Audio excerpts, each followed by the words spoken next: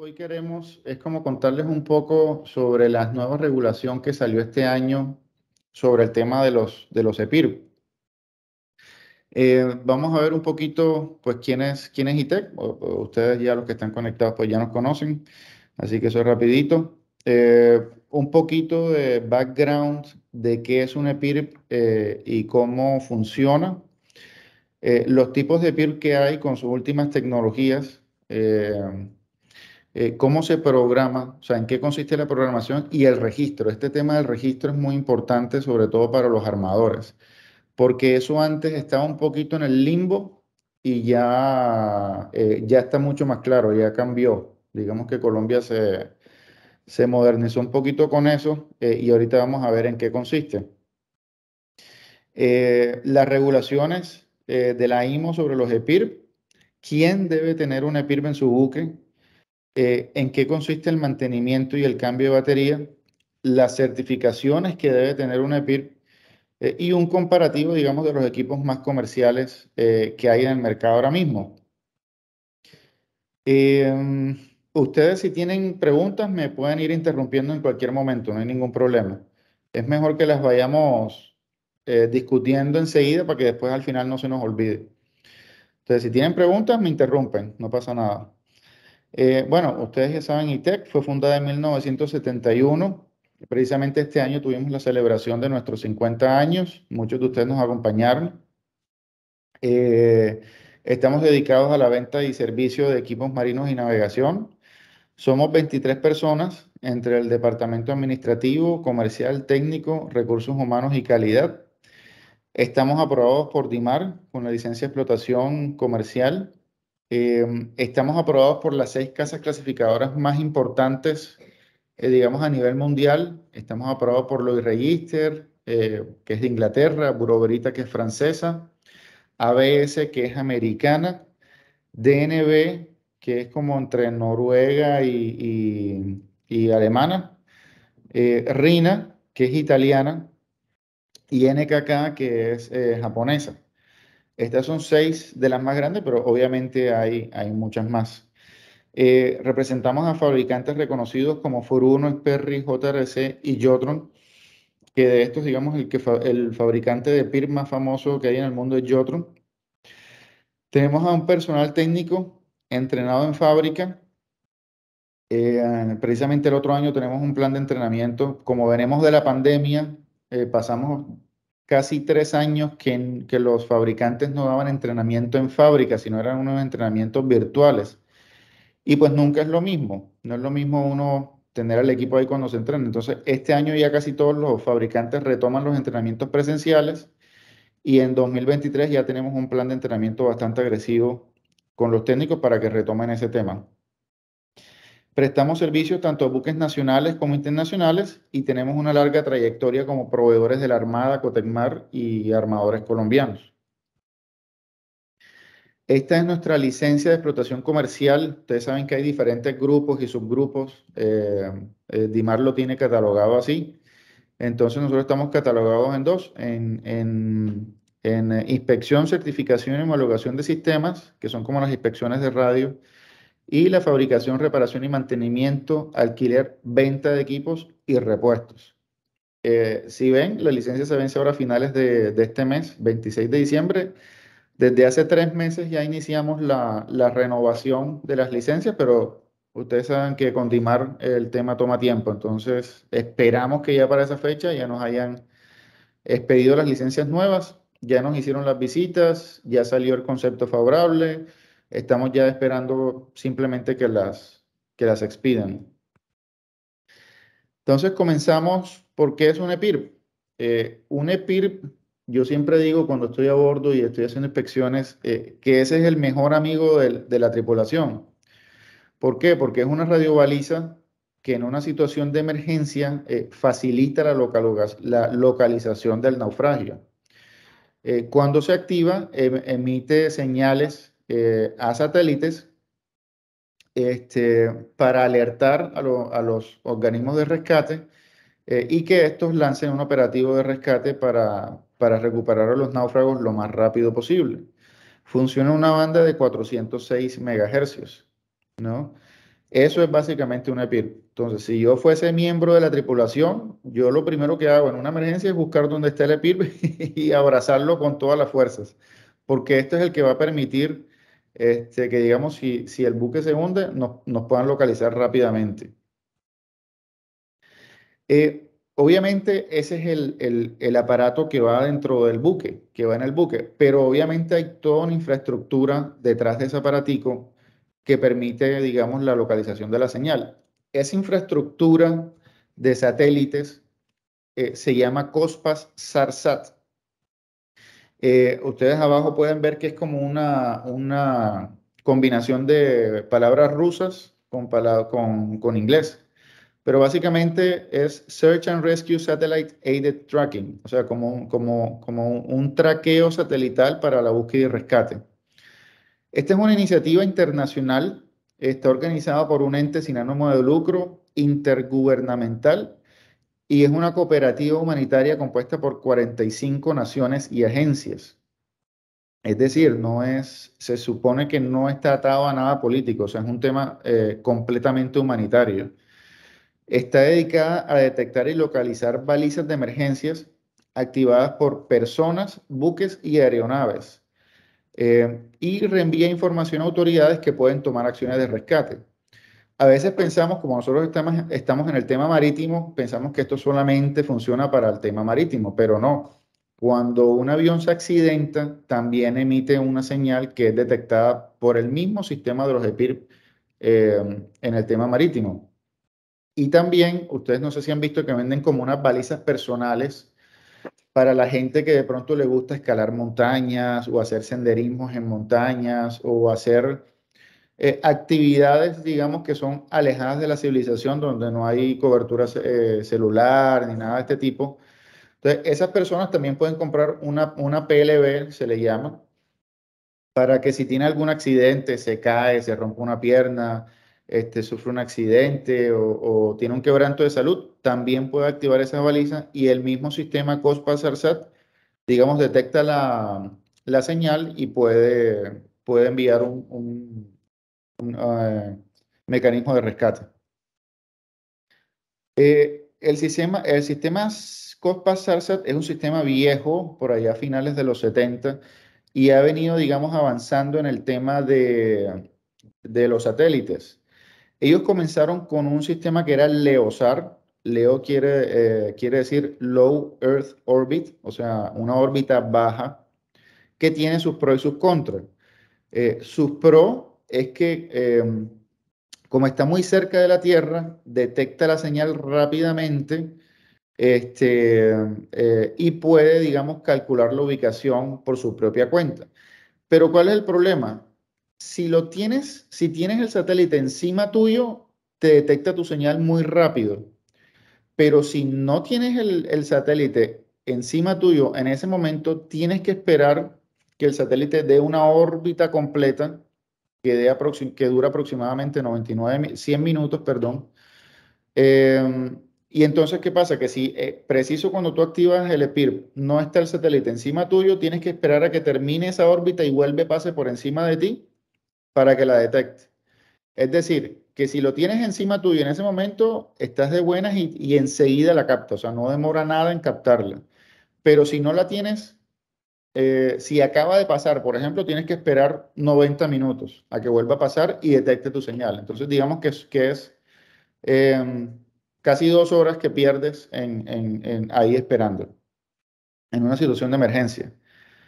El GeoSAR, que es un satélite geoestacionario, como está tan lejos de la Tierra, demora un poco más en recibir la señal. No es que demore mucho, es rápido, pero demora un poco más. Pero tiene el problema que no puede calcular por sí solo la ubicación tuya. Entonces necesita que el EPIRB tenga posicionamiento, incluya GPS, para poder para poder informar tu posición. Y hoy en día se están usando otros satélites que son los MEOSAR, que digamos es como el de la mitad, o sea, no está ni tan lejos ni tan cerca, que tiene como las bondades de ambos sistemas, o sea, eh, permite calcular tu ubicación, así el EPIRB no tenga GPS, y es rápido. Tiene otra gran ventaja y es que es bidireccional. ¿Qué quiere decir esto? Que el EPIR manda la señal y si el sistema COSPAR-SARSAT detectó la señal, él le envía la información al EPIR de que ya recibió tu mensaje de emergencia. Es decir, al EPIR se le prende un bombillito como diciendo, mira, tu mensaje ya fue recibido por los mecanismos de emergencia. Entonces, todos sabemos que no hay mejor mecanismo de supervivencia que la esperanza. Entonces, si tú sabes que ya en tierra recibieron tu mensaje porque se prendió el bombillito en el EPIR, pues tú vas a estar mucho más tranquilo y digamos, y vas a hacer todo lo posible por sobrevivir porque, digamos, ya viene un mecanismo de rescate hacia ti, ¿no? Entonces, básicamente para eso sirve ese sistema bidireccional, para tú saber que ya tu señal fue recibida y que viene alguien por ti. Em, los tipos de PIRP, PIRP es el nombre que recibe en el mercado marítimo, en el mercado aéreo se le llama ELT y en el mercado recreacional se llama PLB. Eso ya se los había explicado un poco. Los EPIRP vienen en dos categorías. Categoría uno que son de liberación automática, y categoría 2 que son de liberación manual. Los categoría 2 de liberación manual casi siempre son utilizados como en botes de recreación. ¿Ya? Y los de categoría 1, digamos, en buques que están bajo normativas de una bandera o de la IMO, porque es lo que exigen ellos. La categoría 1 viene con un bracket y una válvula hidrostática que cuando el buque se hunde y está dentro de 1 y 3 metros, esa válvula se dispara y libera el EPIRP automáticamente. Y el EPIRP, no sé si han dado cuenta, si se han dado cuenta cuando tienen un EPIRP en la mano, ellos tienen como unos contactos. Eso que hace que cuando cae al agua, esos contactos, como el agua es salada, el agua de mar, digamos, conduce un poco la electricidad, eso hace corto y el EPIRP comienza a enviar la señal automáticamente. Por eso, cuando se hace una inspección de radio, se analiza que el EPIRP, donde esté ubicado, no tenga nada que lo obstruya para flotar libremente. Es decir, que cuando la válvula hidrostática se active, él pueda flotar, salga a flote sin ningún problema. Porque si lo instalamos debajo de un techo o una reja o algo así, pues obviamente se va a quedar ahí atascado y nunca va a salir a flote. No sé si hasta aquí tienen alguna pregunta.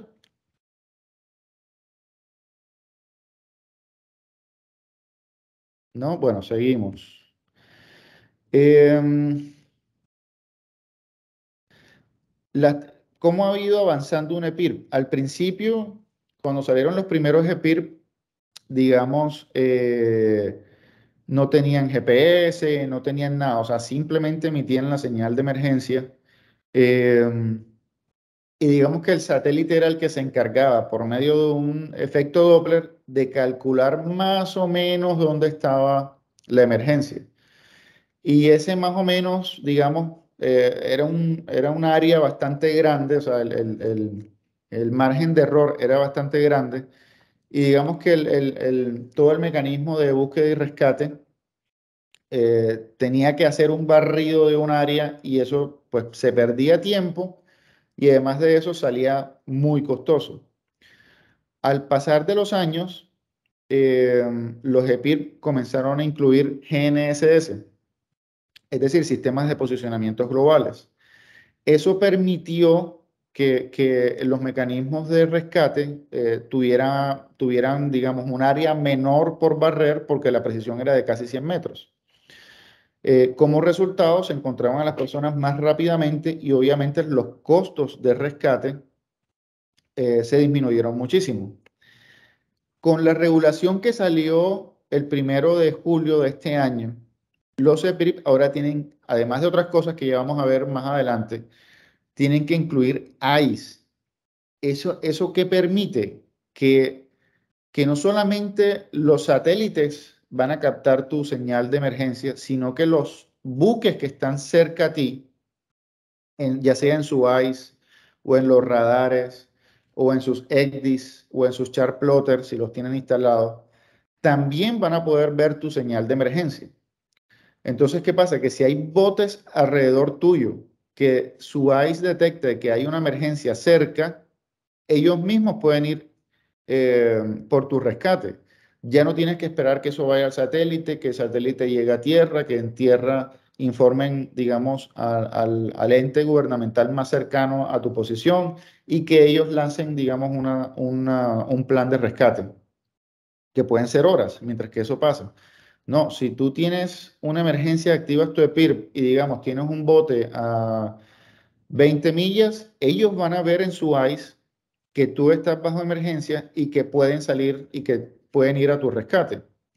Entonces, eso no solamente aumenta mucho las probabilidades de supervivencia, sino que inclusive los gobiernos se ahorran, digamos, lanzar todo ese mecanismo de rescate y se ahorran millones de pesos o millones de dólares inclusive. Entonces, digamos que las ventajas son muchísimas. Entonces pasamos por allá en los 80 de que podían ser días barriendo, digamos, el área donde tú podías estar, a que ya con este nuevo EPIR, inclusive en cuestión de minutos, alguien que esté cerca puede llegar por ti. Existen en el mundo 4 sistemas de navegación. Bueno, existen más, pero estos 4 son, digamos, los más grandes. GPS, que es el que casi todo el mundo conoce porque fue el primero y es el de Estados Unidos. También existe el GLONASS, que es el ruso, el Galileo, que fue uno lanzado por la Unión Europea, y el Beidou, que es el de China. Entonces, obviamente todos estos sistemas de posicionamiento pues también tienen implicaciones militares y digamos que cada país quiere ser como autónomo en tener estos sistemas por temas militares, por temas misiles, disparo de misiles, temas estratégicos, drones. Entonces, por ejemplo, obviamente Rusia no va a querer depender del sistema GPS de Estados Unidos, porque obviamente es un riesgo muy grande en temas militares. Entonces, por eso cada uno, digamos, fabricó su sistema. Como les dije, hay más, pero estos son los más famosos. ¿Y qué pasa? Que los EPIRB son, digamos, compatibles con estos diferentes sistemas. Hoy en día casi todos los EPIRB trabajan ya sea con el GPS, con el GLONASS o con el Galileo. Es más, si nos salimos un poquito del tema del EPIRB, los mismos GPS que nosotros llamamos, que no deberíamos llamarle así, deberíamos llamarle GNSS, pero siempre le hemos dicho GPS. También uno los puede pedir para que trabajen ya sea con el sistema americano o con el sistema ruso o con el sistema de la Unión Europea. Hay algunos ya con sistema chino, no son muchos, pero sí hay algunos. Y depende de lo que, pues, de lo que uno quiera. Si uno no quiere, no sé, depender de Estados Unidos y quiere Rusia, entonces se va con Rusia, o si se quiere con la Unión Europea, se va con la Unión Europea. Pero digamos que hoy en día existen esas opciones. Cuando se le vende un EPIRB a un cliente, ese PIB se programa. Hay que tener mucho cuidado con esto porque hay compañías que compran EPIRBs, por ejemplo, en Estados Unidos, se los traen y así como los traen, los montan en sus barcos. Eso tiene dos grandes problemas. Uno de los grandes problemas es, obviamente, cuando se va a hacer una inspección, el EPIRB no va a estar programado y no va a pasar la inspección. El segundo problema es que casi siempre estos EPIRBs que se compran en Estados Unidos vienen preprogramados con la bandera de Estados Unidos y el número de serie del EPIRB. Entonces, ¿qué pasa? Si por error se llegase a disparar el EPIRB, Estados Unidos va a pensar que es un buque de ellos. Y cuando es una falsa alarma, ellos pueden, digamos, sancionar a la compañía. Primero por estar usando una bandera equivocada, la de ellos, y segundo por haber casi que disparado, digamos, un mecanismo de rescate por parte de los Estados Unidos cuando no era, digamos, un buque registrado bajo su bandera. Entonces, mucho ojo porque los EPIRB hay que programarlos. ¿Con qué se programan? Normalmente se programa con la bandera y con el MMSI, que en nuestro caso aquí en Colombia lo emite la DIMAR. Anteriormente también se podían programar con las letras de llamada del barco, pero hoy en día, como esos EPIRB también emiten la posición de GPS, ya no tienen suficiente espacio. Entonces solamente se puede programar con el MMSI y en algunos otros casos con el número de serie, pero con la letra de llamada y hoy en día no es posible. Cuando se programa el EPIRB, ustedes van a ver, si ustedes ven los EPIRBs, siempre tienen pegado como un sticker con un código hexadecimal de 15 caracteres. Ese código hexadecimal es muy importante. Ya van a ver ahorita por qué. Anteriormente, aquí en Colombia, bueno, esa es la programación, pero después de la programación viene el registro, que es tal vez igual de importante que la programación. Anteriormente aquí en Colombia, ese registro se realizaba con la aeronáutica civil. Pero si uno llamaba a la aeronáutica civil, esa gente estaba perdida. O sea, nadie sabía nada, no sabían qué era un EPIRB. Obviamente sabían que es un ELT, pues porque la aeronáutica pues conoce mucho de aviación, pero no conocen nada del tema marítimo. A pesar de que por decreto ellos estaban encargados también de registrar los EPIRB, nadie sabía nada, no tenían una base de datos. Si tú llamabas, te mandaban a 4 o 5 personas distintas y nunca te solucionaban. Entonces, digamos que era bastante difícil. Afortunadamente, Colombia ya se metió en la onda y ahora para nosotros en Colombia es posible registrar el EPIRB en una base de datos internacional que se llama el IBRD, que quiere decir International Beacon Registration Database. Si ustedes ven esta foto que está aquí en la parte superior de la diapositiva, si entramos a Colombia, ahí dice Colombia, todos los MMSI de Colombia comienzan por 730, y vamos a la parte de PIB, dicen, usted ya puede registrarlo en el IBRD. Entonces, en la parte de abajo de la diapositiva, en rojo, ustedes ven una dirección electrónica que se llama 406registration.com, y ahí ustedes, como armadores, pueden entrar a registrar todos sus EPIR, ¿ya? El registro, la programación, digamos, es responsabilidad de quien vende el EPIR, pero el registro es responsabilidad del armador, es decir, del dueño del barco. Es más, durante las inspecciones anuales de radio, ese registro tiene que estar disponible en cada barco, porque eso el inspector lo revisa. Entonces, uno de los mensajes más importantes de esta presentación de hoy es que si aún no han registrado los EPIR de todas sus embarcaciones, comiencen a hacerlo. Ya lo pueden hacer en línea, lo cual es muy fácil. Lo único que tienen que hacer es, digamos, recolectar todos los códigos hexadecimales. Esta es una foto de la página cuando ustedes entran. Y si ustedes ven ahí a la parte izquierda dice Enter your beacon hex ID, o sea, meta el código hexadecimal de su EPIRB. Entonces lo que tienen que hacer es como recolectar todos esos códigos hexadecimales de todos sus EPIRB para comenzar a registrarlo. Esto lo tiene que hacer el armador porque esto pide información de la compañía, contactos de emergencia, datos del barco, que obviamente solamente ustedes como armadores manejan. ¿Ya? Entonces esto es importante que comiencen con el proceso. Ahora, ¿dónde encontrar el código hexadecimal? Tienen tres opciones. Uno, el mismo EPIRB lo tiene pegado.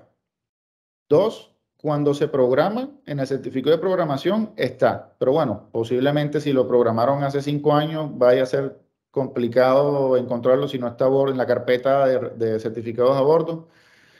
Y la otra es, cada año que se hacen las inspecciones de radio, se hace una inspección de PIR por separado. En ese documento también reposa el código hexadecimal. ¿Preguntas hasta acá?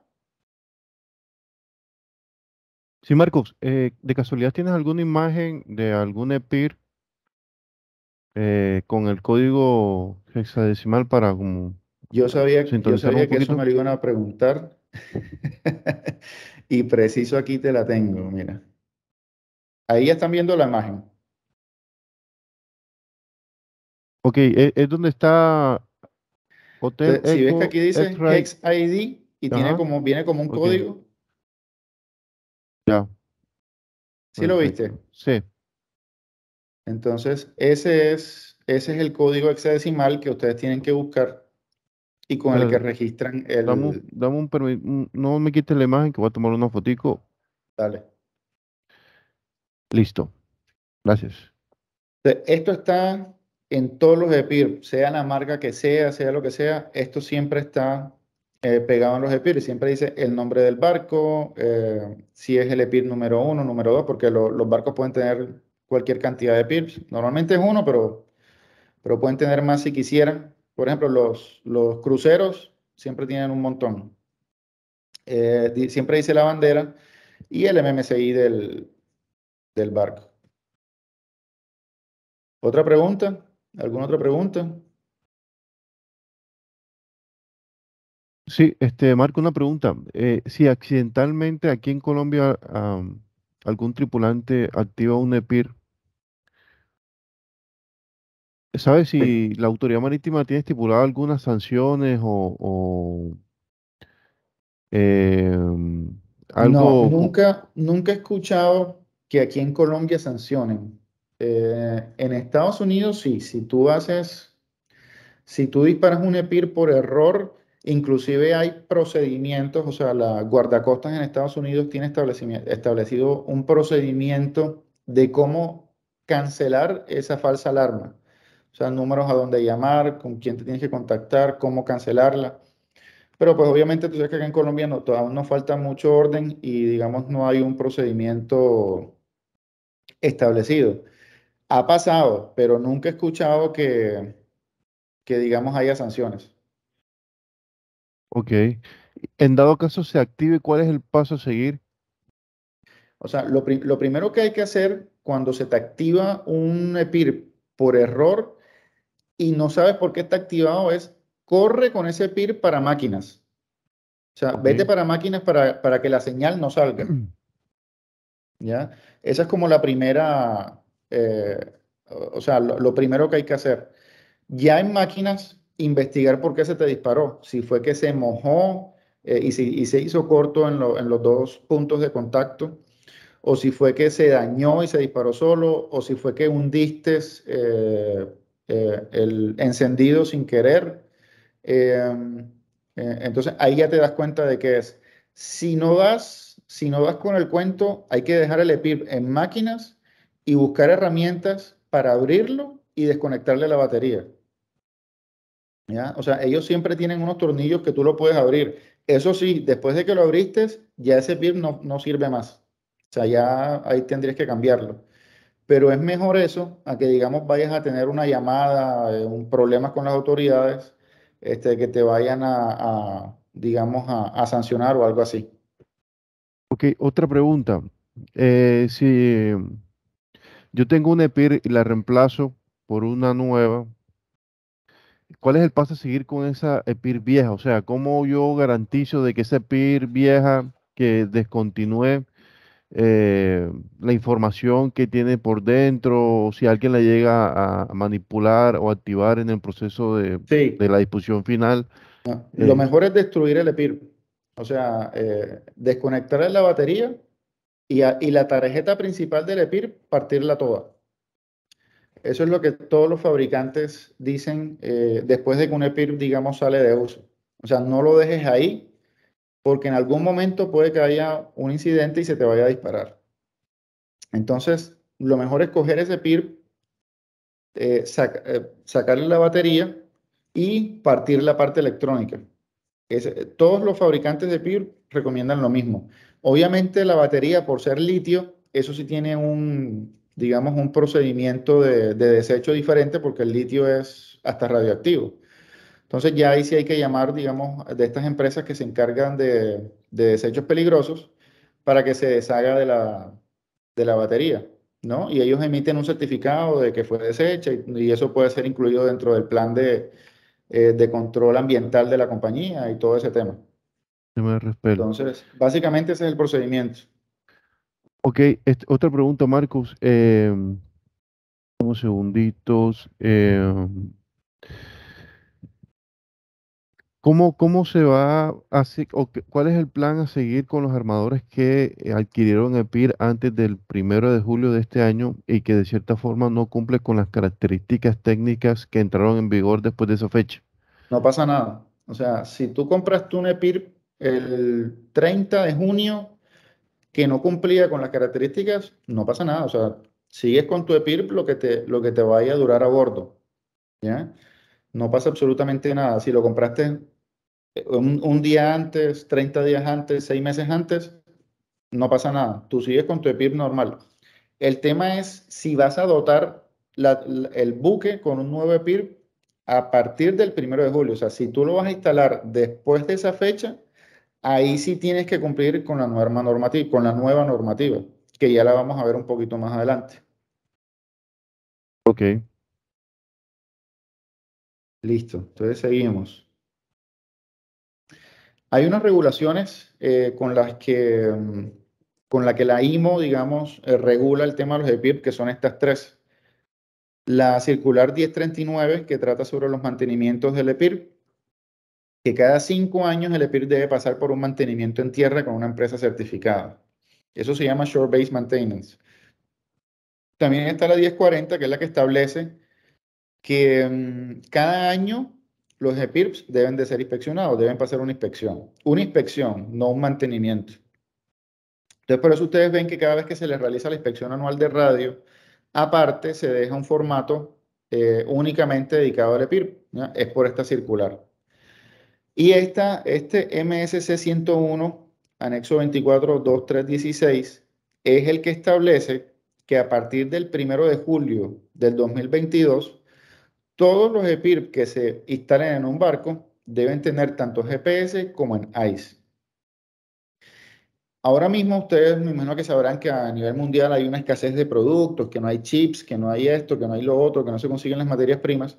Entonces, en algunos países han dado un periodo de gracia. Por ejemplo, en Europa han dado un periodo de gracia de 6 meses. Entonces, digamos que la regulación comienza a contar a partir del próximo año, del 1 de enero del próximo año. Pero en Colombia nadie se ha pronunciado al respecto. Entonces, digamos que aquí seguimos con la misma fecha, el 1 de julio. La buena noticia es que nosotros, por ejemplo, acá en ITEC, pudimos lograr obtener de estos EPIR, de los primeros batches que sacó, de los primeros lotes que sacó Yotron, entonces nosotros tenemos stock de estos EPIR, afortunadamente. Y como nota, por ejemplo, en Estados Unidos está prohibido fabricar, importar EPIRs sin GPS, que básicamente ya no se encuentran, pero como dato curioso, ya todos los EPIRs por lo menos vienen con GPS. La circulación 1039 establece lo que hay que hacerle a un EPIR durante el mantenimiento. Es decir, hay que hacer una transmisión real en una cámara especial que impida que la señal llegue a los satélites. Hay que probar la activación de los puntos de contactos de agua, hay que decodificar la señal, hay que medir la potencia, hay que medir la frecuencia de 2 tonos, hay que revisar que el chip de GPS esté funcionando bien, hay que probar que el equipo esté estanco, es decir, que no tenga rajas, que no se haya caído, que no se haya partido y que se le vaya a meter agua por esas rajas. Hay que revisar que las etiquetas estén correctamente puestas y se debe emitir, digamos, un certificado de prueba al final del Shore Base Maintenance y se le pega un sticker al EPIR indicando la fecha en que se realizó dicho mantenimiento. La empresa que realice esa prueba debe estar aprobado tanto por la casa clasificadora como por el fabricante del equipo. Es decir, que si, por ejemplo, nosotros ITEC le vamos a hacer Shore Base Maintenance a uno de sus EPIR, tenemos que estar aprobados, por ejemplo, por Lloyd Register y por el fabricante del EPIR, que por ejemplo sería Yotron. O sea, tenemos que tener esas dos certificaciones y tenemos que contar con todos los equipos que nos permitan hacer estas pruebas. Entonces, digamos que por eso, anteriormente, cuando se llegaba a los 5 años, así la batería estuviese todavía vigente, nosotros qué decíamos, hombre, mejor cambien eso, cambien el EPIRB, porque es que la batería, más el Short Bike Maintenance, más la certificación de Lloyds, más la certificación del fabricante, o sea, lo que tendríamos que cobrar supera lo que cuesta un EPIRB. Pero ahora que los EPIRB están subiendo de precio, porque obviamente todas estas nuevas regulaciones y exigencias hacen que el equipo sea más costoso, digamos que ya comienza a ser más viable realizar el mantenimiento a los 5 años en vez de decir cambien el equipo. Entonces, digamos que para barcos que siempre están aquí en Colombia y ya cuenten con estos nuevos EPIRBs, con las nuevas regulaciones, sí va a ser viable, digamos, cada 5 años hacerle los mantenimientos y no cambiarlo como anteriormente se recomendaba. ¿Quién debe tener un EPIRB en su embarcación? Bueno, según nuestra ley colombiana, todo buque de navegación costera, es decir, menor a 25 millas de la costa, o navegación de altura, 25 millas o más de la costa, y con unas unidades de arqueo bruto superior a 150, debe tener un EPIRB. Internacionalmente, la IMO exige que todo buque de carga o de pasajeros superior a las 300 toneladas que realice navegaciones internacionales debe contar con un EPIRB. Es decir, que en este caso la regulación colombiana es más exigente que la internacional, porque aquí en Colombia exigen que es a partir desde las 150, mientras que afuera, internacionalmente, es desde las 300. Esto obviamente salió de las regulaciones de DIMAR que están compiladas en el REMAC. Esta básicamente está en el REMAC volumen 4. La tripulación también le puede hacer un mantenimiento a los EPIRBs. Es decir, cada mes la tripulación puede hacerle una autoprueba, un self-test. Todos los EPIRBs vienen con un self-test y con las instrucciones de cómo hacerlo. Y esos resultados deben consignarse en la bitácora de radio. A bordo siempre debe haber un libro de radio donde están, digamos, los eventos más importantes del día en comunicaciones y y los equipos que componen esas comunicaciones. Y, por ejemplo, cada mes se recomienda hacerle la prueba al EPIRB y registrar si fue exitosa o no exitosa en la bitácora de radio. La válvula hidrostática hay que verificar que no esté vencida porque hay que cambiarla cada 2 años. La batería se debe cambiar según las indicaciones del equipo. Anteriormente esas baterías vencían cada 5 años, ahora vencen cada 10. Y se debe también realizar el short bay maintenance cada 5. Hay algunas banderas que piden que sea en menor tiempo, hay unas que dicen 3 y otras que dicen 4, pero por lo general es 5. También es importante estar seguros de que el EPIRB que se compra tenga su type approval, es decir, que haya pasado las pruebas en un laboratorio y que una casa clasificadora certifique que ese EPIRB cumple con toda la normativa internacional. Ahora, hay 2 tipos de certificaciones, el Type Approval y el MED, o sea, el Marine Equipment Directive. ¿Cuál es la diferencia? Que el MED está más enfocado como al tema europeo.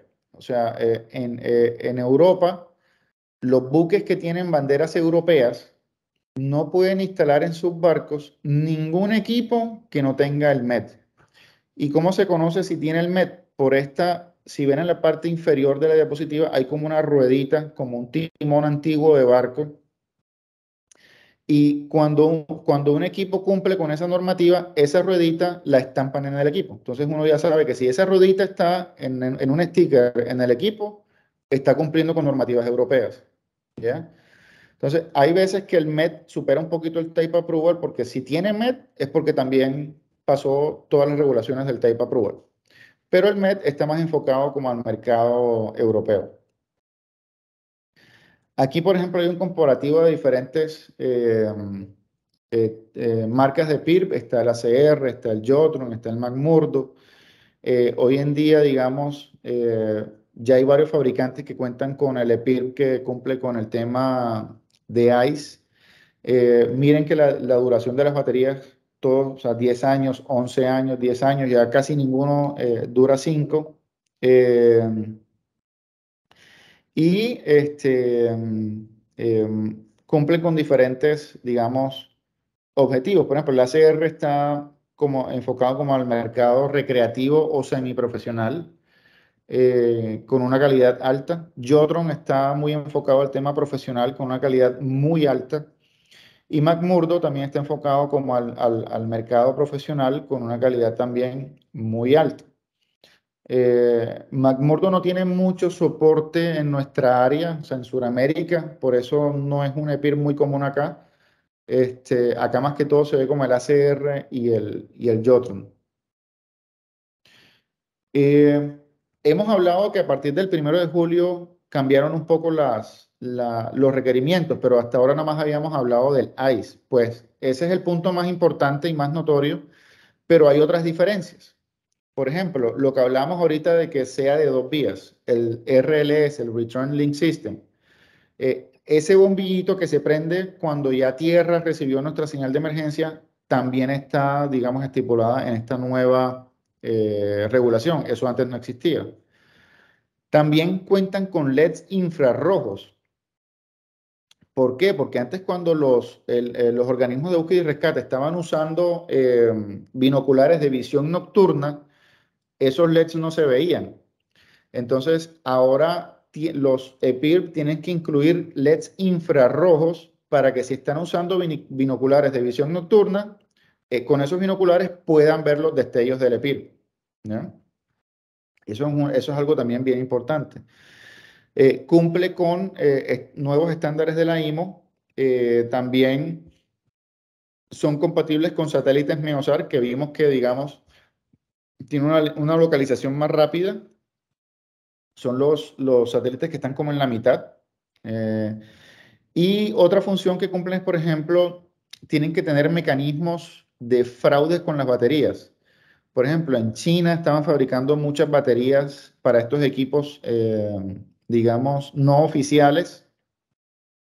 Entonces, ahora los EPIRB, si le instalan, las baterías vienen con un chip de identificación. Entonces, si le instalan una batería que no es oficial, el equipo no va a funcionar. ¿Ya? Entonces, también tienen como mecanismos antifraude con ese tema de las baterías. ¿Nosotros cuál recomendamos? Nosotros recomendamos el Jotron, es el que venimos manejando desde hace muchísimos años. Es un EPIRB noruego con muy altos estándares de calidad. Es el que más duración de batería tiene. Es decir, tiene 11 años y 3 meses. ¿Esto qué quiere decir? No quiere, o sea, eso es lo máximo de batería que va a tener, pero se va descontando el tiempo que dura en stock. Es decir, si nosotros compramos el EPIRB y lo vendimos a los 3 meses, esos 3 meses se descuentan de esos 11 años y 3 meses. Es decir, que ya no duraría 11 años y 3 meses, sino 11 años. ¿Ya? Entonces, digamos que si cuentan, o sea, tuvimos suerte, apenas los compramos, nos llegaron y ustedes lo compraron, van a tener 11 años y 3 meses, pero si han pasado 3 meses, solamente serían 11 años. ¿Ya? Entonces, esto es como lo máximo que puede llegar a durar. Tienen una garantía de 5 años, que es mucho tiempo, sobre todo en un ambiente tan hostil como es el marítimo. Cumple con todos los nuevos estándares. Es compatible con los sistemas de posicionamiento GPS, GLONASS y Galileo, es decir, el americano, el ruso y el europeo. Es de fácil soporte, o sea, los repuestos se consiguen fácilmente, que si se venció la válvula, que si se partió el bracket, todo eso se consigue muy fácil, ya sea aquí en Colombia o en cualquier otro lugar, porque es una marca muy reconocida. Y pues obviamente cuenta con todo el soporte de ITEC. Como les decía ahorita, nosotros tenemos de estos ya en stock. Eh, ya hemos vendido algunos tanto a flotas nacionales como a flotas internacionales. Y digamos, ya está disponible por si tienen que votar a sus embarcaciones con estos nuevos equipos. Y eso sería todo. No sé si les ha salido alguna otra inquietud. Sí, Marco, una pregunta. ¿Yo puedo reprogramar un EPIR?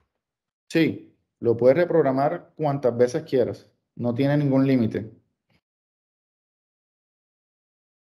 Eso no tiene. Marco, una pregunta. ¿Tú me puedes regalar o repetirme, porfa, cuál es el requisito que exige registrar las EPIR en la plataforma eh, esta de 406 Registra Tune? O sea, ahí te van a pedir información de la compañía, en tu caso de Coltux, te van a pedir quién es el contacto de emergencia, o sea, por ejemplo, si se activa un EPIR, a quién van a, o sea, a qué número van a llamar, a quién van a contactar, direcciones, teléfonos, contactos, todo este tipo. Como nosotros nunca hemos registrado un EPIR porque no le compete, digamos, a la empresa que lo vende, sino al armador, no te sabría decir más allá que te van a pedir, pero básicamente esa es la información clave. No, no, Obviamente también datos del barco, como por ejemplo el peso, la eslora, cantidad de tripulación, porque no es lo mismo lanzar un rescate para 3 personas que para 20 personas, ¿no? Se necesita más soporte. Entonces también te piden datos de la embarcación.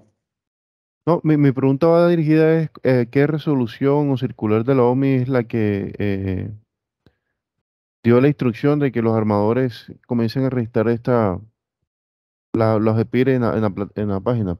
Eso está en la 1040. Un segundito. Si no estoy mal. Si no está en la 1040, debe estar en los Performance Standards, que ese sí no la tengo aquí listado y no recuerdo el número. Yo te lo podría buscar y te lo podría reenviar. Déjame lo anoto aquí enseguida. Tengo 1040 revisión 2 circular. Sí, sí, creo que Ok, hay una revisión, directrices sí. para la prueba anual ese es para la prueba anual de las EPIR. Y la Registro, 39 es directrices para el mantenimiento en tierra de EPIR. correcto. Sí, creo que si en la 1040 no está lo del registro, está en el EPIR Performance Standard, pero no me acuerdo qué circular es. Yo tendría que buscarla y te la mando. Dale, dale, porfa. Eres tan amable. Vale, entonces, nada, esa era como la intención del espacio, como informarles que hay esta nueva regulación, que hay que cumplirla para no tener problemas, digamos, durante las inspecciones anuales.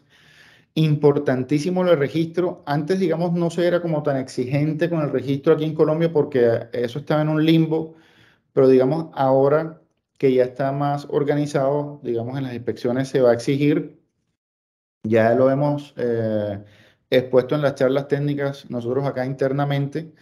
Y sí es importante que, digamos, cuando hagan ese registro, cada buque tenga evidencia de su registro para no tener, digamos, eh, problemas al momento de hacer las inspecciones anuales, tanto de radio como de PIR. Entonces, bueno, básicamente eso era todo. Muchísimas gracias por asistir, por darnos este tiempo y bueno, obviamente ustedes tienen mi contacto, el contacto de Eliana, cualquier otra pregunta que se les ocurra más adelante o cualquier otro tema que quieran discutir, estamos a la orden y bueno, si no hay más preguntas, eso sería todo. Marco, creo Muchísimas que ahí gracias. está José con la manito alzada. Creo que te va a hacer una pregunta. A ver. Hola Marcos, ¿me escuchas? Hola José, ¿qué tal? Sí, te escucho. ¿Cómo estás? Ok, Marco. Muy bien, Marco. Ahí tuve unos inconvenientes ahí con el audio, por eso no me pronunciaba. Pero sí, bueno, de antemano, gracias por la información brindada. Más que todo, pues el registro de los EPIs de parte de los armadores. Y bueno, creo que estaba dando una información al inicio, pero bueno, como estaba preocupado con el audio y resolviendo acá, pues Ujú, te lanzo la pregunta, debido a que una vez nosotros tuvimos una falsa alarma, por decirlo así, alguien, ujú. pongámosle ahí, necio, se puso a mover y activó uno de estos EPIR. Creo que te estaba haciendo una pregunta y es donde me quiero ir. Una vez estos EPIR se activen, ya sean adquiridos o no adquiridos aquí en Colombia, esa señal inmediatamente pues es coordinada a través de una RCC y demás, pero aquí a DIMAR llega esa información, o sea, aquí en Colombia el primero sería DIMAR, ¿cierto? Y Correcto, sí. obviamente pues quería hacer énfasis en formalmente, después que se active, pues nosotros quedar con la duda si había que notificar a DIMAR o no. Eh, Hablabas de que no hay un proceder o algo, pero nos tocaría hacerlo directamente a quien en realidad recibió primero esa señal, una coordinación en tierra o algo, o queda ahí en la penumbra. No, eso, ¿cuál es el procedimiento? Eso llega al satélite, el satélite lo manda a tierra y en tierra, digamos, se manda como al ente más cercano, o sea, al ente marítimo más cercano. Entonces, supongamos que sea aquí cerquita Colombia. Entonces, el ente que regula la parte marítima aquí en Colombia es la DIMAR. Entonces, DIMAR, digamos, tiene acceso a esta base de datos donde se registran los EPIRB. Entonces, ellos ahí se dan cuenta qué barco es, cuántas personas tiene, quién es el dueño de ese barco, a quién tienen que contactar. O sea, lo primero que les pregunta el formulario de inscripción es el teléfono y el nombre de la persona, del DPA, de la persona de contacto en tierra, ¿no? Entonces, DIMAR obviamente llama a esa persona y dice, oye, mira, acá tengo información de que tienes emergencia en este buque. Ahí se confirma si es una falsa alarma o si estamos hablando de algo que realmente está pasando. Si es una falsa alarma, digamos, digo que no estamos tan organizados porque, por ejemplo, en Estados Unidos hay teléfonos, hay todo un procedimiento de cómo cancelar una falsa alarma, pero acá no la tenemos. Entonces, digamos que en teoría DIMAR debería contactar a la empresa y la empresa debe decir, hombre, es una falsa alarma. Eso por el lado de la Y es empresa. netamente telefónico entonces. Sí, Es netamente telefónico ahora. exactamente. Por el lado del buque, si es una falsa alarma, como comenté, esto es algo que deben de, digamos, de hacer un procedimiento a bordo y instruir a la tripulación al respecto, de que si se les dispara un EPIRB, lo primero que tienen que hacer es irse para máquinas, para que esa señal no llegue al satélite. Una vez en máquinas, mirar a ver qué está pasando con el EPIRB, si es fácil desactivarlo. Y si definitivamente no han podido desactivarlo, buscar herramientas sin sacar el EPIRB de máquinas para retirarle la batería. Pero una vez retirada la batería, ya ese equipo no funciona más. O sea, ya habría que desecharlo y comprar otro nuevo para volver a instalarlo.